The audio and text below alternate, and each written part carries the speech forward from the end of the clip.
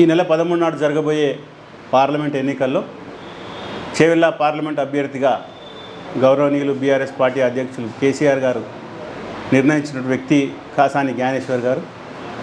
వారి గెలిపే లక్ష్యంగా మరి చేవెళ్ళ పార్లమెంట్లో ఉన్నటువంటి అన్ని నియోజకవర్గాల్లో పెద్ద ఎత్తున బీఆర్ఎస్ పార్టీ ప్రజాప్రతినిధులందరూ కూడా పాల్గొని రేపు తప్పకుండా కాసాని జ్ఞానేశ్వర్ గెలుపు మేరకు అందరం కూడా పనిచేస్తున్నాం.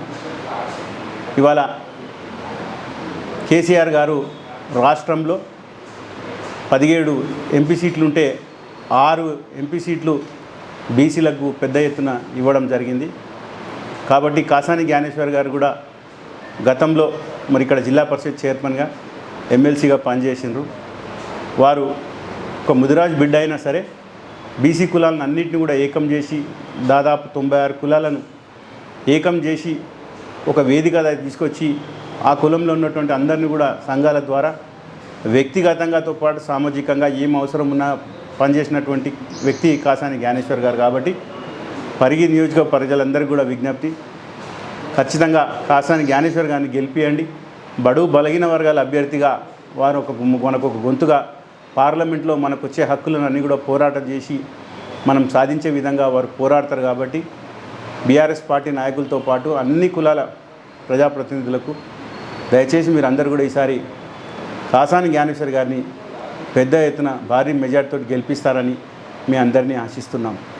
మరి మొన్న జరిగినటువంటి ఎన్నికల్లో కాంగ్రెస్ పార్టీ 6 గ్యారంటీల పేరు మీద కేసీఆర్ గారు ఇచ్చే సంక్షేమాలకు అదనంగా ఈ 6 గ్యారంటీలు వస్తాయని ప్రజలు నమ్మి ఓట్లు వేసిండ్రు.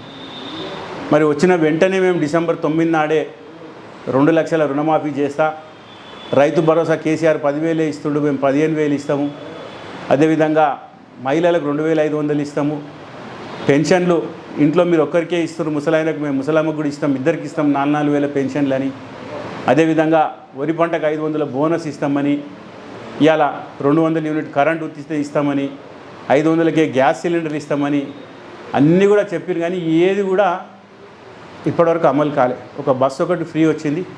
మరి ఇవన్నీ కూడా చేస్తారని ప్రజలు నమ్మిండ్రు.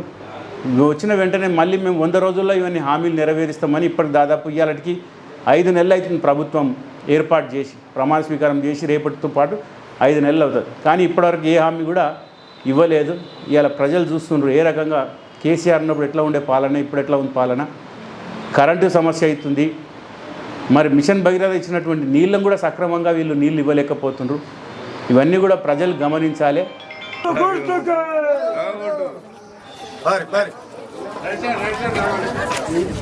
మా